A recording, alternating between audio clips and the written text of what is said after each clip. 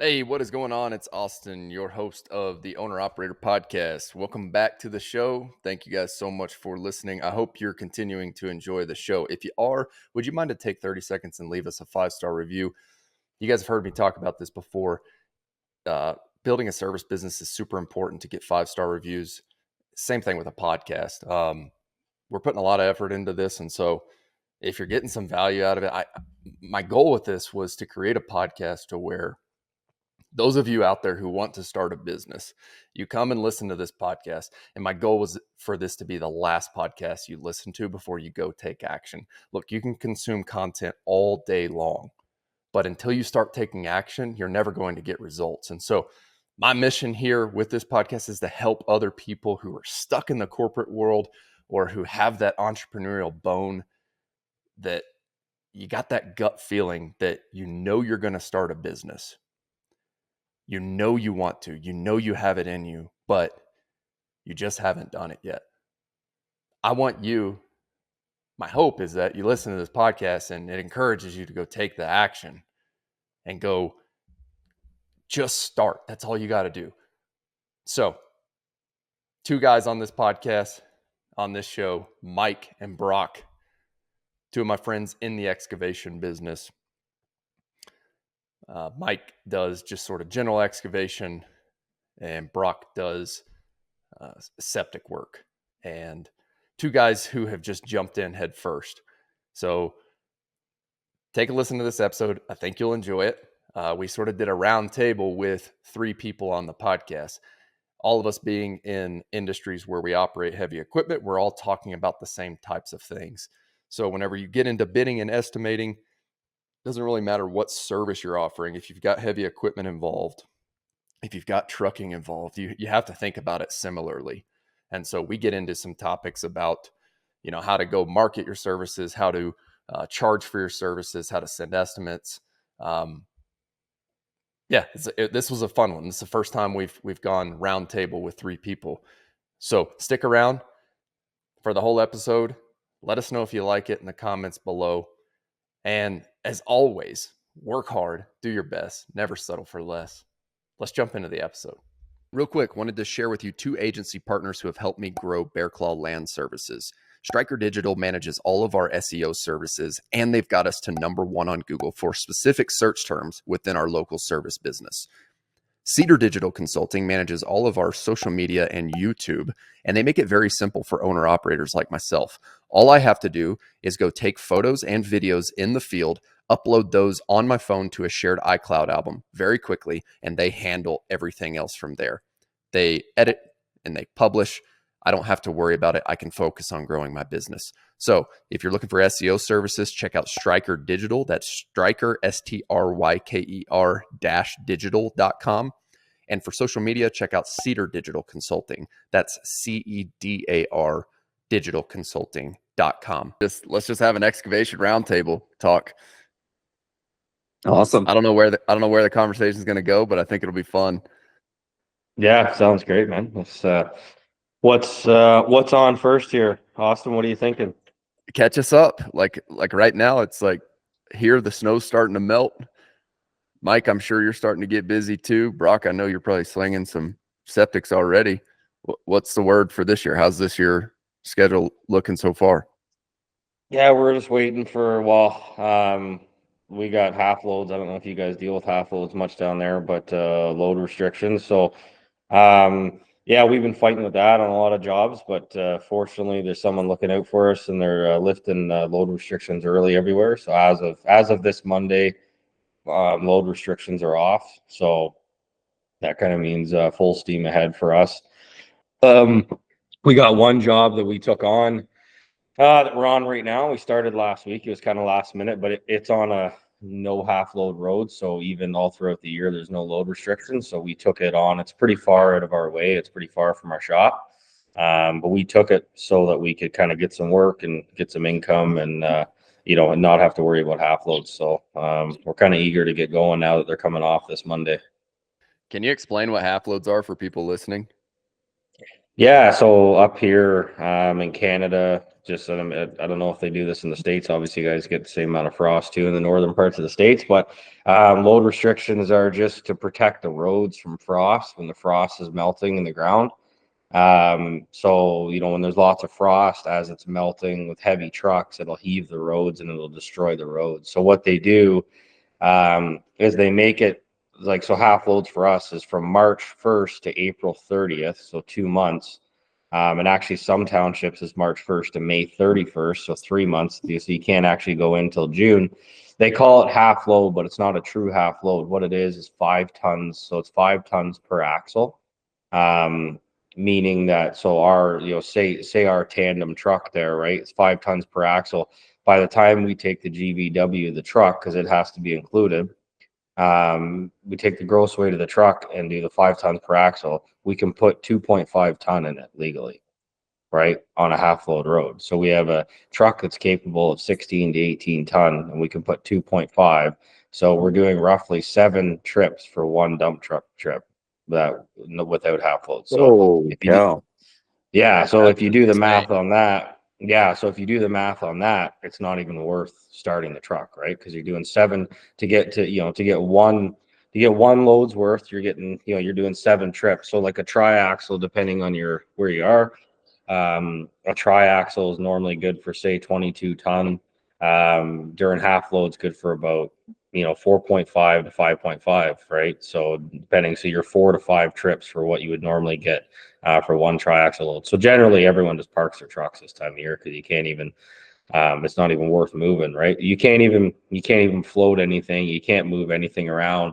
Um, the terrible part about it is even and they're handing out fines left, right, and center, and they're definitely watching for it. A friend of mine who's got a septic vac truck as well. I've kind of hoped that maybe we would they would turn a blind eye on us. We've never really run into it, but with our septic truck as well, is that they turn a blind eye to it for that because it's partially deemed essential, because I know gas, like say any truck that's delivering fuel and any milk trucks for dairy farms don't have to abide by half loads. So I've seen literature before that said that a septic truck would be exempt as well because it's essential if someone's tank is backing up. But a friend of mine got nailed this year in his septic truck. He didn't even have a full load on, but it just with the weight of it, he was overweight, so they gave him a list of tickets, a couple miles long. Hit him with everything they had, and then another buddy of mine runs a hydrovac, and actually the truck is so heavy from factory, he was completely empty, no water, no nothing on board, and he got a list of tickets for that too. They pulled him over, and he was overweight, empty. So he basically during half loads can't even run that hydrovac truck. Can't get off a highway. You get on a back road and you're overweight. Yeah, I that's complained crazy. about ours. Say that again. I said, and I thought I was going to complain about ours. It sure was great, but that's brutal.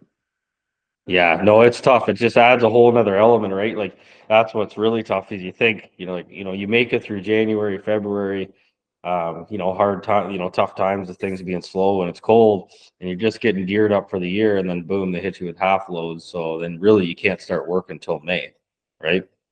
And yours come at the same time every year. You were given dates like that.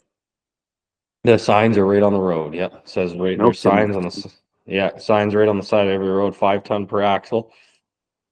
Um, from March 1st to April 30th. Yeah, ours go by.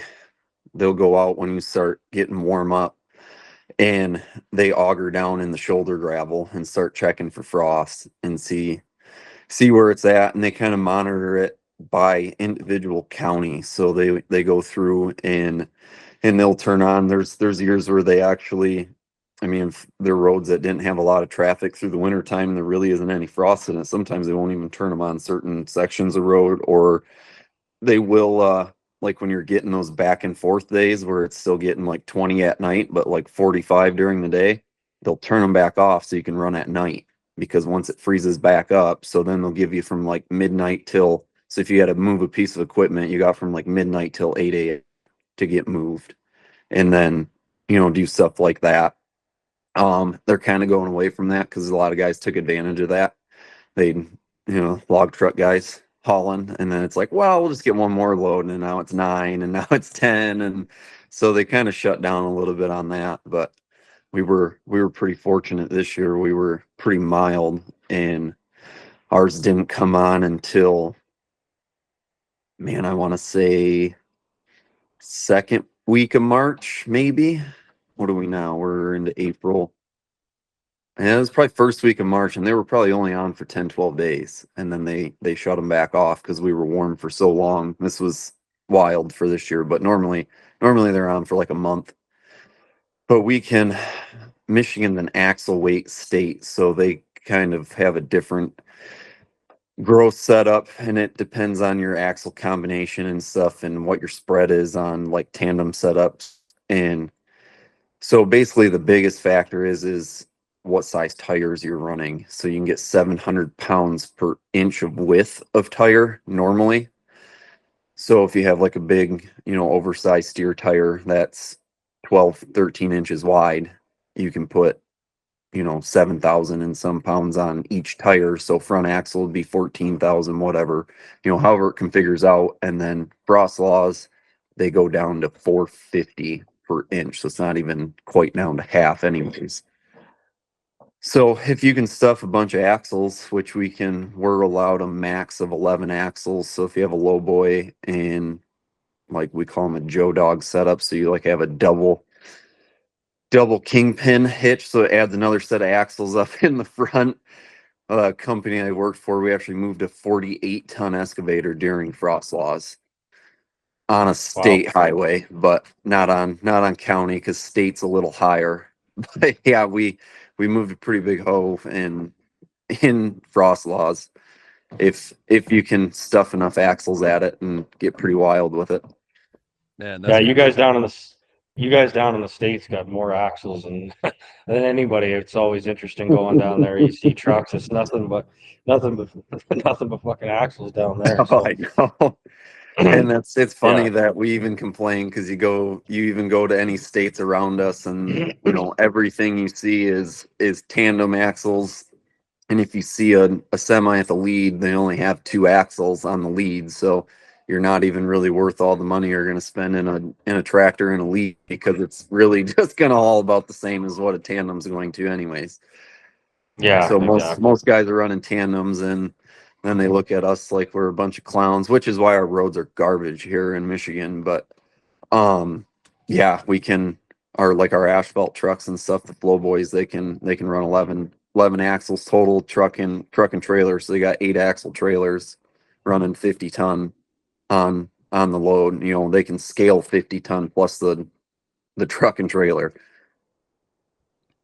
So for both of your operations, I mean, Brock, like you mentioned, it doesn't even make sense to go out on, and you were saying you're going to go out on a job doing half loads this year? No, well, so we're on one right now. So there is some roads up here.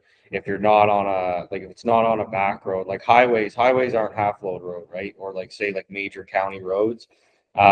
So someone reach out to me for a job, and the first thing, it would say an hour. It's about an hour and 15-minute drive from our shop. So it's it's a big pull for us. I don't like going that far. But I looked at it, and there's no half load roads from there into any of the pits. Well, there's pits local. So I looked at the job and said, okay, this is a job that we can do and don't have to worry about half load. So we ended up, I designed it, quoted it ASAP, kind of got it, from the time I went on site to the time we started was about just over a week. So I wanted to lock it in really quick. So, because it's pretty rare to find a job that's not on a half load road. So we're on that right now. And then, obviously we got a bunch of work coming up for, as soon as, basically starting this week now. But now that we got this torrential downpour, we were on that site, and then we had to call it on Friday, because there's just too much water. You can't even move, like you can't move the machines anymore. It's just a complete mud mess. There's spots with 2 or 3 feet of water. We dug the base for the septic. It's a big cut, real deep cut, and we had to trench out to the farmer's field to de-water the whole area and try and get it de-watering for the weekend. But it hasn't stopped raining, so really it's not going to dry up on us there. And when you take a like a low density soil like filter sand and try and put it in where in clay that's just soaked in mud, it's soaking wet. It just makes an absolute mess out of everything. And inspectors don't like to see it, and you end up using probably 40% more material because you just wreck half of your material trying to put it in there, so it's not even worth trying. Yeah. So I want to talk trucking on this because this brings up an interesting conversation, and it's something that I've been kind of running on our model on the back end, just calculating everything. I want to talk trucking. Both of you own your own dump trucks, is that correct? Yeah. Yeah. Brock. So what would you, Yeah. if you didn't own your own dump truck, real quick, before we jump into that, what would you pay in your market to contract a tandem? Who like $180 an hour seems to 180 an be. hour Yeah. for tandem? Yeah. Wow. It's pretty rough. We're in a very rural area, which you would think would make pricing cheaper, which there's a few guys around that you could probably get cheaper. But the most available, ready available company is going to be the one that I used to work for. And they're just into such high commercial municipality jobs and stuff that their price, and they're so large. I mean, the prices are set because their guys get paid a lot, their trucks are new, their insurance is high, so it all reflects it. And really, if you want to get it something and get it done, it's going to be through them, and that's where their prices are. You may get lucky and find somebody around the 140, 150 range, but they're probably just going to be a one or two guy operation, and they're probably busy, and good luck trying to hunt them down. That's crazy. Looks like Brock, I know Brock was having a couple connection issues. I'm going to send him the call-in instructions here real quick. Sounds good. He said if he dropped off, it would do it. But while I do that, can you talk about, looks like he's back here. Yeah. Brock, you got us? Yeah, I got. So Mike was just kind of wrapping up his contracted pricing. What would it be if you were to just contract, an owner operator tandem guy up there? Yeah, pure. So for a tandem, you're looking at about 100 and you're probably looking at 120 to 130 bucks an hour for a tandem. And you're about 150, yeah, around 150, 160 an hour for a triaxle up here. And then, obviously cost of material and depending on whatever their markup is going to be on that. Yeah, for sure. What is a triaxle run? Tons? Triaxle. Yeah, most of them around 21 to 22, 21 to Okay. 22 tons. Some of these new slingers can get close to 25 ton on them.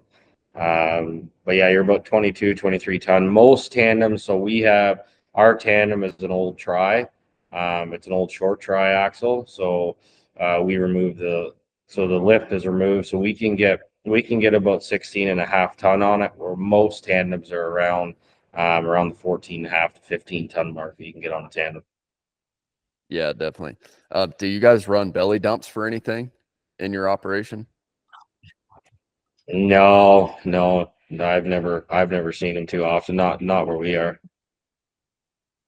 We rented a company that when I used to work for the other business that I did, for one job, and it was actually pretty slick, but don't have a lot of use for them, I guess. In what we do, we were doing a road, complete dig out is all clay, so we were half width putting traffic on the one side and had the other half of the road dug out, and we would just have traffic control shut traffic down and belly dump the sand and chase it with the grader and just fold it into our cut.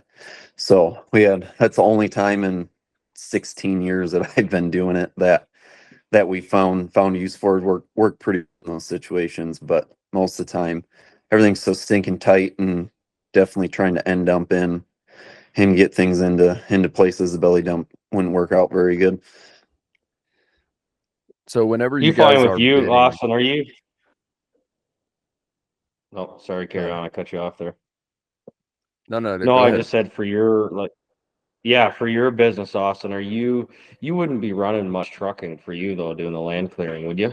Everything's generally repurposed, like you're just grinding things up, mulching things up, but you wouldn't really use much trucking, would you? We do. I mean, when I started the business, I mean, I was saying yes to everything, and I think you and I had this conversation last time, especially when we were talking about like the decision to specialize or generalize in your market. And Yeah. I mean, we did dirt in the beginning, and like that's how I paid the bills. You know, I would say yes to a driveway job. I would say yes to, you know, building new gravel driveways. We did some septic stuff year one. We just like my right hand guy and about to be business partner is very, very talented and very versatile. And so, um, yeah, we're in a constrained market here. Um, and there's just not a ton of service providers. And so that's the direction that like I've taken with my business is we're open to taking more jobs. And I know Brock, you have your opinions on that, but yeah, we've ran. I mean, I've got so I've got a couple guys. I don't own any of my own trucks, but I have good relationships with two owner operators with tandems, and so they'll run for us anytime. But we're at 135. At least last year it was 135 an hour contracted. So where I was going to go, question wise, like with you owning your own trucks, well, whether you own or whether you contract, whenever you guys are putting in your estimates and you're building trucking into this. So let's say you Google map something 19 minutes or let's say 20 minutes for round numbers from the pit to the job site. How much buffer time do you add in for your trucking to account for the fact that it's a dump truck taking material at a slower rate than a normal vehicle would be? Do you guys have an equation that you use for that? So for me, like when I do have my estimates, I work everything off a per load, like a per load basis. I generally know what it's going to cost on average per load in that area. So I don't really look at like per hour what it's going to take for trucking because a lot of guys around here that I'll use, they're almost flat rate pricing, right? So for filter sand, I'm going to be flat rate pricing per ton delivered, say within a certain vicinity. So if I'm 2 minutes from the pit or 20 minutes from the pit, it's going to be the same price. Like a lot of times, they'll charge you a fee if it's beyond a certain area. And same thing for us. I mean, with the truck, even if we're running our own truck, I do my costing on per load. So I do, like I evaluate, okay, how many loads am I going to need? I know it's going to cost roughly X amount, like this amount per load, and I work it off of that. And I do my job costing based on hiring everything out, right? So I do my job costing on not supplying my own truck, and then if I supply my own truck to increase efficiency, or maybe save some money. I mean, you never really save money running your own truck, but say, if my driver's not doing anything, or she doesn't need to be on another job, then okay, we'll bring the truck in, we'll run there to increase efficiency. Like we just had her out last week, and like I was so thankful I did because I had our truck going plus two other trucks going from another company. They were supposed to bring us say like 7 loads, and we ended up getting like 3 loads. They just couldn't keep up. They told us they could bring us that. They didn't. So I had my truck running. I brought my truck down there and we had our truck running flat out trying to just bring the material in there. And I'm glad that we did because they screwed us on a few of those loads, but I was happy I had my own truck, right? So I had to drive my truck, my driver had to drive an hour and 10 minutes down to the job site. So by the time you take that into account, you're not really saving money by the time you pay for fuel, but it was just the fact that we got those loads in there. So again, my job costing is based on what I'm paying for it from other companies, and if I can haul some of it myself, that's a bonus. But I don't look at like what it's going to cost to run my truck per hour or anything like that, and what I need to be charging. I just base it off what am I going to pay these bigger companies to bring it to me for. Yeah, because Yeah, they've already put the business model together, right? Yeah, exactly. So, and we know, we've bought material. Sometimes I'll have to check, like if we're working in a different area, if we're working in a different area, then I'll usually call around a little bit and see, okay, what's this worth a ton or what's this worth a load kind of thing. But in my area, I know exactly what it's going to cost roughly. I mean, things change a little bit, but if I'm, if I'm going to be, if I'm doing a job, like if you're doing 5,000 loads, you probably want to know exactly to every penny what that's going to cost, because that's a big difference. When you're running 10, 15, 20 loads, if you're off by, 10 or 15 bucks a load, it's not really a big deal, or even say 20, 30 bucks a load. Because if I know, okay, for a load of septic sand, I'm generally, depending on where the job site is, I'm generally 475 to 525 a load. Okay, I'm going to do my job costing at 550, right? And then, I want to be accounted to say sell that for 625 or 650, right, per load. I don't want to be, when we're doing this many jobs, I don't want to be calling my trucking company every day and going, hey, how much delivered to here, how much delivered to there, how much delivered to here. It's like, I just, I'm not going to do that, because that's not how they base it off. They don't have a good metrics for us to use, right? So if I said, well, tell me per hour, it just wouldn't work out that way. So I know roughly what it's going to cost per load, and that's just how I do it. Mike, what about you? Yeah, pretty similar. Like I have a gravel parking lot that we're redoing here in a couple weeks, and it's massive. So there's 600 ton of gravel to go in just to basically put a 1 inch freshen up on top of it. My trucks won't even leave the house. I mean, when you're talking the difference of 12 gravel train loads or 60 loads with my trucks, it's, putting a Band-Aid on the Hoover Dam when it leaks type of deal. So it's yeah, it's just using everybody else's prices type of deal for the same thing. I mean, when we get into small stuff, say, where I just have two single axles that I keep around, because a lot of the stuff we're working in around here is around the lakes and everything. Their houses slammed together. So they're pretty tight, not a lot of space. There's a lot of instances that tandem doesn't even get in to these areas that we're running. And I mean, you could, but you're just scrubbing mirrors off on tree branches and stuff. I mean, so in those cases, those ones are going to be more local. My trucks are more or less for a 15-mile radius around where we're at. Anything outside of that, we're going to be calling using somebody else's numbers. And then when I do it, I'm going to use your 20-mile thing, for example.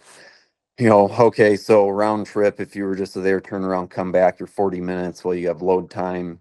You still have an employee factored into that. He's not going to be running it quite as fast as you are if you're in a rush, or, oh my gosh, we're behind, got to go, whatever. That's an hour round trip. I mean, you can easily add 20 minutes for load dump and another 5 minutes for, the unforeseen type of deals. So you're going to be an hour around, and then take your hourly rate for that truck and add it to it and buy how many loads you need. And then when you get to the end, if it kind of comes down, tonnage wise, when I figure out, I guess I do it all by the ton, because everything's off the scale here, not by the yard. So if it comes down to, you're at a fraction of a ton, you're going to round up to the next load, basically, to give yourself that little bit of leadway. Is kind of where I basically throwing an extra load there for a plus or minus type of deal. When you convert yards to tons, what's the number you guys use? So there's a few ways. I was always taught that you figure out your yardage, multiply it by 3,000 and divide it by 2,000, comes up with tonnage, and then I multiply it by, if it's gravel, 25%, for, you're going to have some loss and some compaction when you're going in there. So I'm going from loose fill to compacted fill, and then sand is kind of like a 20%. So would that be 1.5 multiplied by 1.5 if you went 3,000 divided by 2,000? Did I do that math correct? Yeah, I'd have to double check it, but that And Simple math tells me I'll Brock, be in right. my experience, what's your yeah, yeah. So if you take your cubic, so to calculate your cubic yards, right, you take your square footage divided by 27. That gives you your cubic yards per 12 inches of lift. If your square meters, you times it by 0.399. That gives you your yards per 12 inches of lift for that area. So whatever it is, whatever yardage that you come out to for your cubic yards. What I use for is if it's gravel, I just take that yardage, times it by 1.15. If it's sand, I times it by 1.3. If it's topsoil, depending on the time of the year, if it's wet or dry, I times it by 1.4, 1.5, and then clean fill, I do times 1.6 for your because it's obviously like the loamier material. So if I calculate, if I want to dig a hole, whatever I calculate that compacted fill at, I take that yardage calculation that I have, I times that by 1.6. That'll give me my tonnage to base it off truck. So say if I have if I'm doing a cut, just for simple math, and it's it's 100, say it's 100 cubic yards that I need to dig out.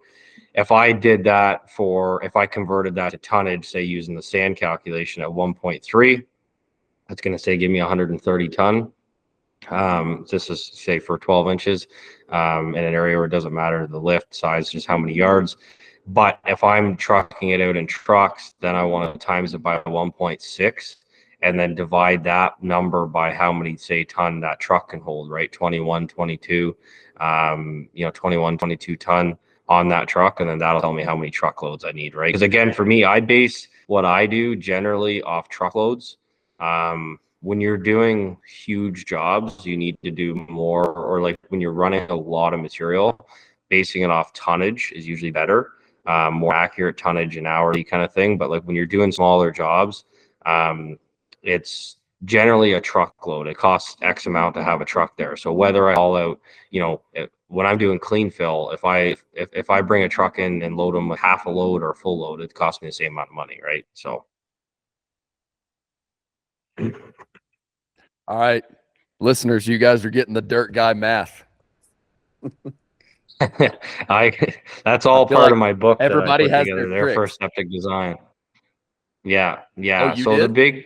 yeah. So yeah, I have a septic design book that I wrote that I've sold a bunch around here to a bunch of guys. So it's just like a site overview, and then I used all my takeoff calculations. So I put a table on the back and how I do all mine.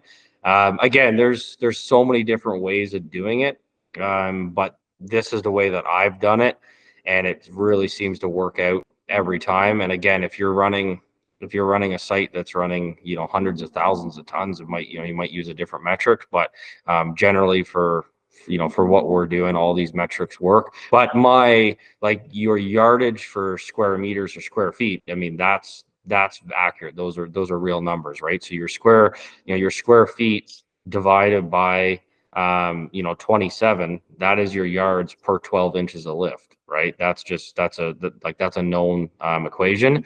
But because we do everything in square meters, I kind of rework that number to come up with 0.399. So if you take your square meter and times it by 0.399, that'll give you your yardage per 12 inches of lift. So you have to remember that's per 12 inches. I do everything in 12-inch lifts. So even for a septic, they're actually in 10-inch lifts, but I base my numbers off a 12-inch lift just for contingency and, spillage and stuff like that, right? So I just do it in 12. So it's actually 30 inches for your contact and surface area, but I base it on 36, right? So I just do all my calculations in 12-inch lifts. So again, if you're prepping for a pad and you want to do gravel, you take your square feet, divide by 27. That's your yardage for 12 inches. Divide that by 3. That's going to give you your yardage for 4 inches. If you're digging it out, times that number by 1.6. That's going to give you your tonnage. And then divide that by, say, 22 per triaxle, and that'll tell you how many trucks you need to pull out. The masterclass right there. Where can we buy that book? You can just reach out to me on Instagram. I don't have it posted. I don't have an online thing for online ordering right now. I just have, if anybody reaches out to me, we just get it sent out to them. we're just basically charging what it costs for me to print them. And So just I something need we to go put to together. Instagram right now and send you a direct message if I want to purchase this. Yeah. Send me a direct message with your shipping address, and we'll get it noted down, and we'll get it shipped out to you, and then we'll just let you know what the shipping cost is. We're charging it's $17 for the book. It cost me $15 to get it printed. So that's it. So you make 2 off the deal? Yeah, that's it. $2. Pure, $2 for pure me managing the capitalist right transaction. there. I was gonna say, Pure capitalist. No. Yeah. No, I'm gotta not. gotta These get aren't this on these aren't Audible. to make. Have you read it? Yeah. Exactly. No, it's All right, I just sent you a message yeah, in the chat. if you go on my Instagram, I put out a video actually a little while ago of me going through the book, and you can see me running through it, and it kind of shows it. When did I put that out? I put that out on March 15th. There's a reel of me walking you through it there, so you can kind of take a look and see if it's worth you buying. Nice. Great. I'll buy it for sure. I just sent you my address, so just send me whatever link you need me to pay. I think that's awesome. Have you ever looked into like self-publishing on Amazon? No. I think it's pretty easy to do, and then you could just make it for sale on Amazon, and then people could buy like digital copies. I've seen it before. I'll see if I can pull up something for you, and I'll send it to you after this. That's awesome that you've wrote that book, Mike. You said you have a gravel. You're doing a gravel parking lot. Could you walk us through for anybody doing something similar on a grading job like that, just like how you thought about estimating that and just your thought process and then sort of calculations you used? So this is a funny one. So pretty much my bread and butter is we have a 6-ton excavator, and I've got a track skid steer, kind of does what we're doing. This one's going to go more back to my background with building roads and everything else. Got contacted. They're like, hey, is this something you'd be interested in? Yeah, let's go take a look at it, because obviously I'm just starting out. I'm not, my machine setup is my bread and butter now. The goal is to not stay where we're at. I'm trying to hit a market that's in between kind of the residential guys here and the really, really big guys like I used to work for. There's kind of a dead space. So that's where we're trying to get built to. So it's like, yep, this is getting up our alley. Let's take a look at it. We'll get there. So you get there and you have a 350-foot by 600-foot long parking lot. You could pretty much set out about 4 or 5 days running with the skid steer. Excavator does you zero good on that job. And then you get to the end of it. How are you carrying grade? That's not going to pool water across that distance with a 6-foot wide bucket on a skid steer. So you pretty much throw all that stuff in the bag. Skid steer is going to go to work around the edges of the building and up to the concrete approaches and stuff. But other than that, it's like, okay, where's our next option? Are we buying, like a land plane for the skid steer and get like an 8-footer? So now you're getting out a little better and it carries grade a little more. Or are we still wasting our time here? Start running numbers on that, doing a little research of what guys are doing with them. And it's like, you're still looking at probably 3 days. So really come down to call the company I used to work for, got a good relationship with them. They rent equipment to me if I need it, and they're not a rental company. So kind of helps out that we can do this. So we're actually renting a grader, renting a roller, and using all their trucks to haul the gravel. So when you go in, you're going to pitch that kind of work to them. They have no problem, renting equipment to you. So really what it comes down to is, in all reality, it should be a 1-day job. They're maybe 10 miles out from their quarry where the gravel's coming from. So the 600-ton comes down to 12 train loads plus maybe a little change. So factored it for 13. And they're going to come in. There's plenty of room for them to turn around, and they don't even have to unhook to dump or anything. So they're actually going to chain their gates and spread dump out pups and leads and never stop, basically make full loop.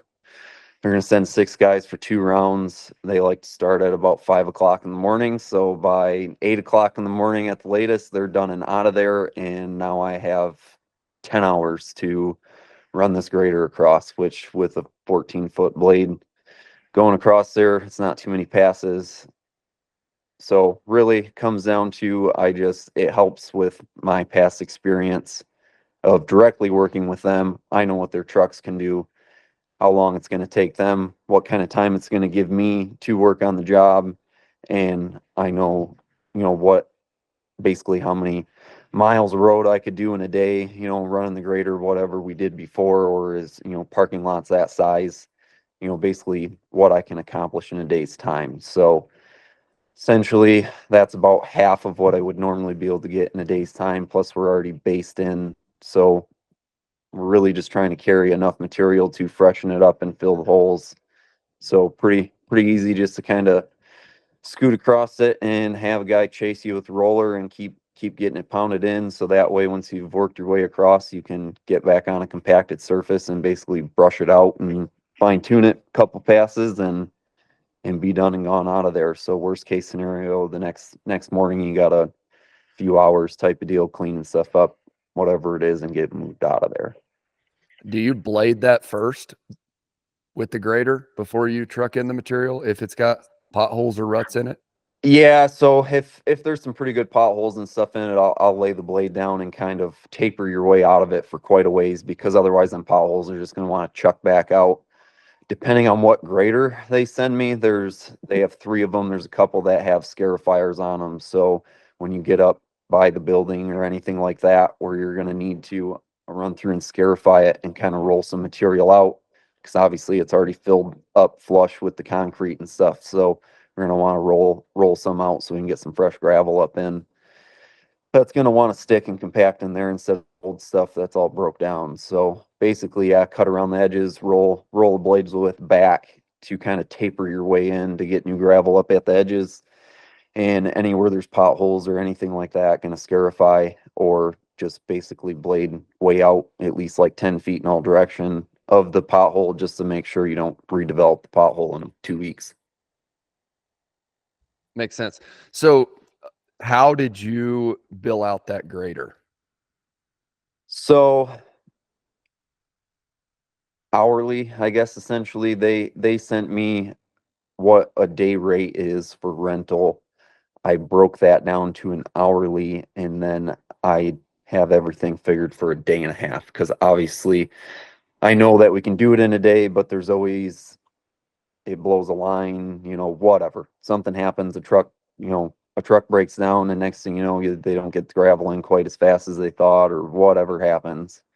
So I factored it for a day and a half, because I know they would work with me. So I have a day rate, but if it come down to the next morning, needed it for a couple hours, they don't need it directly the next day. So the lowboy driver's not going to be sitting there beating on the door telling me to load it up first thing the next morning. So yeah, factored it in that way. And then also kind of compensate for some of it, because if it turns out where, we need to do a little more, I have the skid steer and the roller factored for 2 full days, and all of our labor time and stuff is all 2 full days. So that way, if something happens, we get burned a little bit on the grader, or say we have to put a second full day in, there's a good chance the skid steer and stuff's not running that full second day.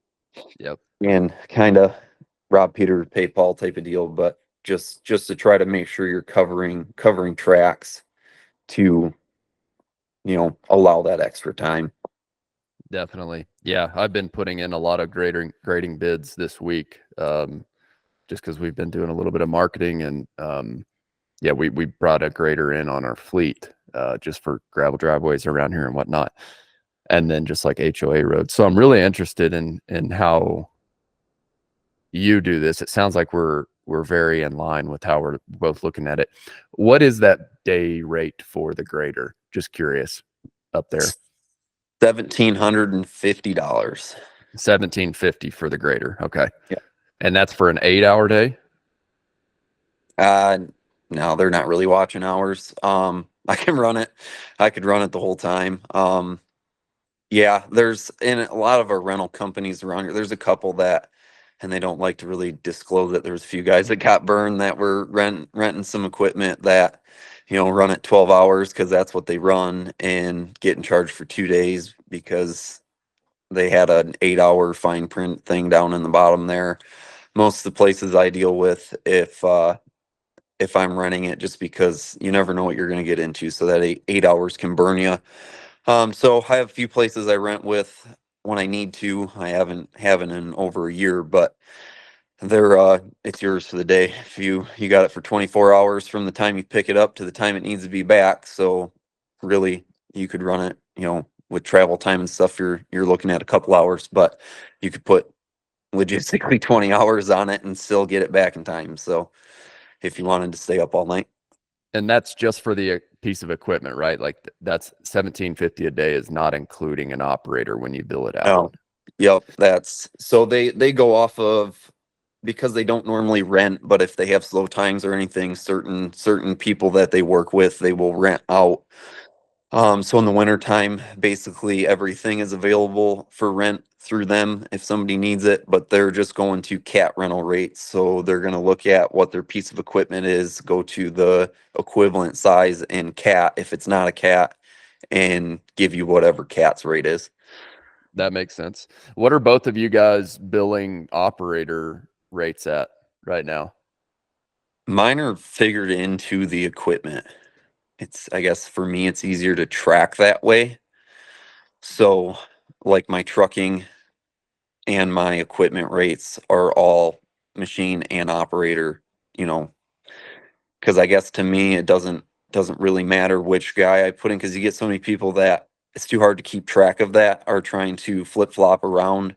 And while this guy gets paid less, so then that machine rate would be less, and it's too hard to track out at the end of the job, or even just trying to bid the job, I guess. So I basically have a cost set that's going to just go across that machine, because I'm not gonna stick a guy in it, putting the new guy in it, quite fair, a fair amount of the time, but not in long spurts. I mean, he's got to learn too. We all were in that point where you needed to learn, and all you want to do is run it. You're young, but certain places, applications, sticking them in there, giving them a couple hours in it type of deal. But for the most part, it's me or my other guy, and we're fully efficient operators. So you're going to get charged at that rate. Brock, what about you? How do you view operator rates on your billing and your estimating? Yeah, pretty similar. I mean, yeah, pretty similar. Doesn't really matter to me the experience of the operator. It's a set rate. It's a set rate for a guy and a machine, like a machine and operator cost, right? So we have a cost for skid steer and operator, mini X and operator, large hoe and operator. That's how we do it generally. If I was to break it down, I mean, I think what people, or maybe what you're asking is, what are you accounting for that operator? Generally, I would say, you're looking at about $75 an hour for an operator, right? That's, in the range that you're going to be in, and then kind of work your cost off, of that, whatever you want for that machine, whatever your minimum is for that machine, which if you work it off 75 an hour and say what what the blue book rate, I guess, is for that machine and what you should be charging per hour for it, it would actually probably realistically be a lot higher than what we are charging for them. So what do you run a skid for? Like, what did both of you guys bill out a skid for hourly? I do a day rate, so I don't do hourly. Anybody asks me to do it hourly, I won't do it. I do everything day rate, whether it's 8 hours, 10 hours, 12 hours. I just do it by the day rate. For us, it's just easier that way. For hours tracking things like that. So we're 1250. We're 1250 a day for a skid steer and an operator. So that's for skid and operator.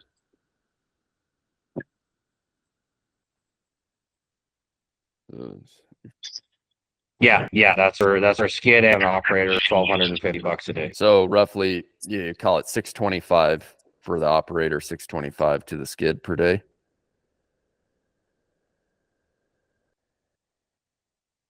Yeah, exactly. Okay.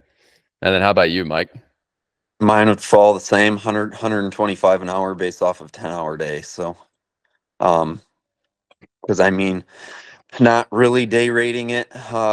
Most jobs it's going to be factored for a day anyway. So I mean, essentially day rating it, I guess. But if you're getting into a smaller job or something, if it's going to be less than a half a day, I'm figuring it for a half a day. Where if you got a couple small ones, you're going to go try to hit two of them in the same day type of deal. But basically, once you're getting to that 6-hour mark, I'm not really feasibly getting moved and getting anything accomplished at another job once you kind of break that certain point. So then you're basically gonna get it. I'm gonna bid it for a day type of deal because you're getting too close to that range anyways. Yeah.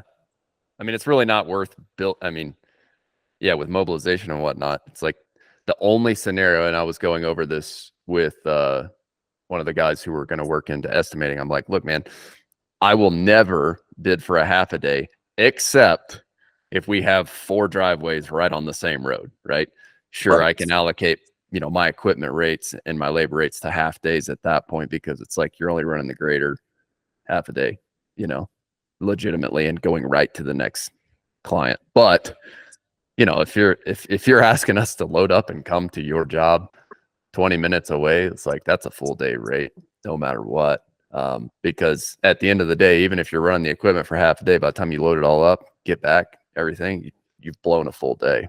So Right. The only thing you can do really to salvage what's left is move the equipment, get it dropped off at the next job, and kind of stage everything up.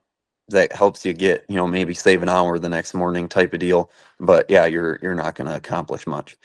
totally. Yeah, it's funny when customers, like try to like pinpoint that.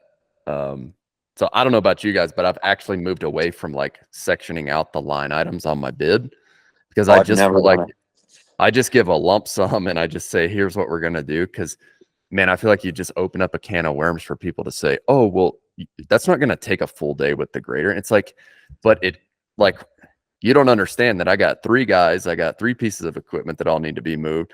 And that's all money out of my pocket that I'm having to pay, even if we're done at 2 p.m., right? Yep. They're still on my payroll. And, it's just one of those things. It's like, man, we're offering you a service and we're going to do a dang good job of it. We're Right. going to do our absolute best to do that. And, it's like, just going to pay for the day rate, right? Right. Yeah. I had one time as a customer that I'd worked did probably 2-3 jobs for, and then got to one, and for some reason they wanted it broke down, which they had jumped into as a fairly sizable project money wise. And they wanted, they're like, could you break that down a little bit? And it's like goes against everything I've ever stood for. But yeah, sure, they'd been great to work with, so it's like, yeah, that's fine. So go through, and I didn't break it down tremendously. I kind of gave a couple things, not really line itemed it. I kind of like, here's how long I think it's going to take type of deal, and da da da da da, couple breakdowns. And then they start asking questions, and next thing you know, what they're trying to do is figure out where those big items were. And they're trying to pick it apart to the point what they ended up doing to me was, oh, let's stick with these. And it's like, no, those are really cheap because they kind of fell in. It's like, you don't understand my way I'm looking at it. They kind of fell in and coincided with this thing you're now saying you don't want to do. So it's really cheap because I was already there, and there was going to be, I had to haul gravel in per se, and okay, you want to add a little bit more over here. So this wasn't quite a full load. I can pitch that off on there. I already got to haul it. So basically you're taking the trucking and stuff out of that other piece, because it's like, I'm already coming with the load. I wasn't a full load. I can throw some on, yada, yada. Then they want to pick it down to that. And it's like, well, no, yeah, we're rebidding it now because this all went together as a lump sum price. And it's like, you don't want to use the words with them hiding, but it's like, I'm hiding money from this to that and here. So at the end of the day, it all shares out the same. But then all they're going to end up doing is once you get in and working on it, oh, hey, never mind. You were right. Let's throw that back on. It's like, no, no, no, no, no. I Now we're mean, Yeah. really that's why they call it backwards. estimating, right? Because you are Right. taking your absolute best guess. And I know the three of us sitting here, none of us are in business to like shaft a customer by any Right. means. But we all know how much this equipment costs, how much it costs to hire people, how much it costs to keep people, how much it costs for employee turnover, how much it costs for insurance. It's like we are managing so many different moving parts in this business. And sometimes, unless they have like prior construction experience, they don't actually see what goes on behind the scenes, right? Right. And so it's like, look, we are taking the absolute best guess, but I can guarantee you on every single estimate, there is something that's not going to be down to the penny for how Right. I estimate it. Like I mean, correct me if I'm wrong. Brock, you may be better at this. I just know every single estimate I send, it's like, okay, I may be a little over on my material here, but I may be under on my trucking. It's but at the end of the day, you just try to build in enough of a buffer to make it all wash out and not lose So money on the job. yeah, and I think even on your I've had this conversation a few times in the last week with different guys, and I think I've, even on your Slack channel talking with some guys and listening to other people talk, and like this is just a personal thing for me, is I just feel that too many people are hung up on this kind of like analysis paralysis of like these little numbers and tracking every tiny little thing and wondering what, exactly, trying to estimate a job and worry about every grain of sand or every, dollar here, dollar there. But at the end of the day, you need to be estimating with the goal in mind that you have that buffer and that there's enough you're looking for a 25% profit margin.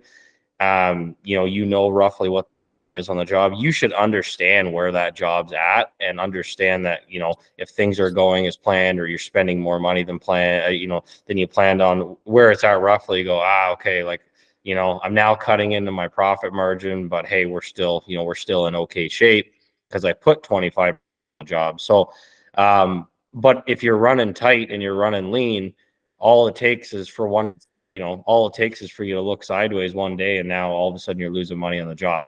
No, that's just not how I want to operate. And like talking about time and materials and working, like I just keep myself out of those situations if I can. Like, again, I just have a certain rule that I work, certain values that I have, and I just don't really stray away from that. Right. I mean, I just don't want to work for you then. I don't need that job.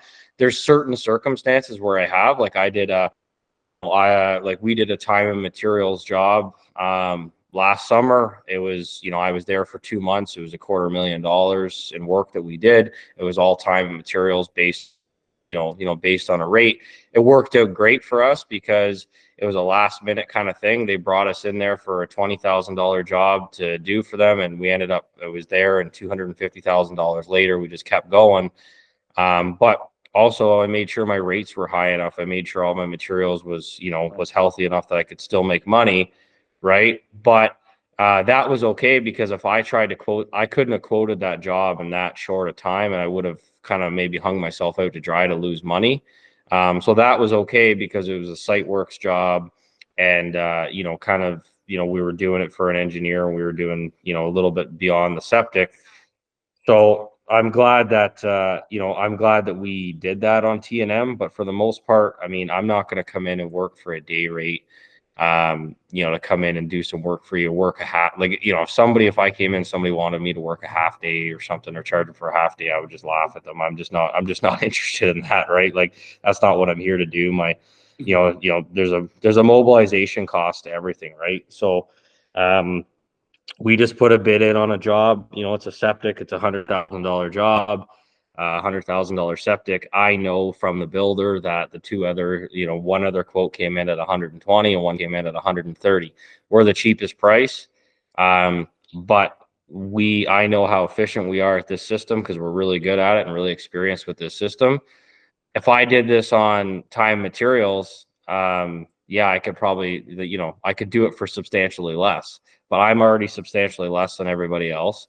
We can do it at this speed because we're good at it. So I'm not gonna, we're good at it. So I know that we can do it in this amount of time. But that's why I want to increase efficiency in my business so I can make more money. So if all my guys are, weapons and everyone's good and everyone's efficient and know what we're doing, what's the point of, like getting your guys and getting your business to that point if you're still going to charge people the same amount of money, right? Like I'm quoting and estimating these jobs and I'm trying to increase efficiency. I'm not trying to increase efficiency generally just to save my client money, which is we still are saving them money. But in turn, if I can save them money and make me more money, well, then everybody's happy. But this client, even at $100,000, wanted me to break down every load, every hour, every machine cost, every operator. And I just wasn't interested, right? I'm just like, that's not how I run my business. This is a quoted job. This is what we want to do it. We're the cheapest price you got. So, why, but what they're trying to do is they're trying to look for value there, and they're trying to understand, if anybody's asking you to break it down by the hour, it's because they're going to watch you and they're going to keep track of your hours. And then if you get it done fast or efficient, they're going to want, some sort of discount or deal at the end, in my experience anyways.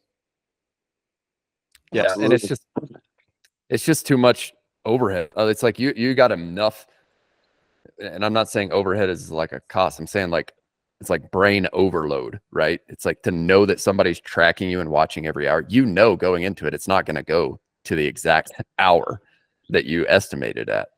I mean, there's just so many moving parts. And so, yeah, I'm in agreement with you on that. It's like, this is the cost to do it. And you know what? If you want us to be there, it's this price. If you don't, it's free. It's like, you're not paying for it because we're not going to show up and do it. Yeah. Well, cool, guys. Hey, let's wrap this up. I know that one of you said that you had to be somewhere and have everything wrapped up here in 10 minutes. So this has been fun. I would love to have you guys back on and do this. Like, this is super fun to just kind of talk shop on the nitty-gritty, behind the scenes details of just excavation related businesses. So thanks for joining this morning. Yeah, absolutely.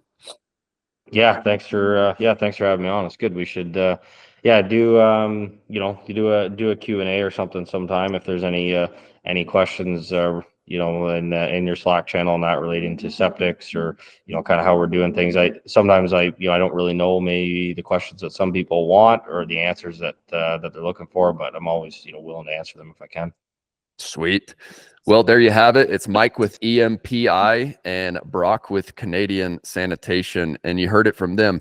If you have any specific questions and you're listening on YouTube, just post those in the comments below so that we could do a Q&A and organize that for next time. If you're listening on Apple or Spotify, just like and follow the podcast so that you get notified for things like this in the future.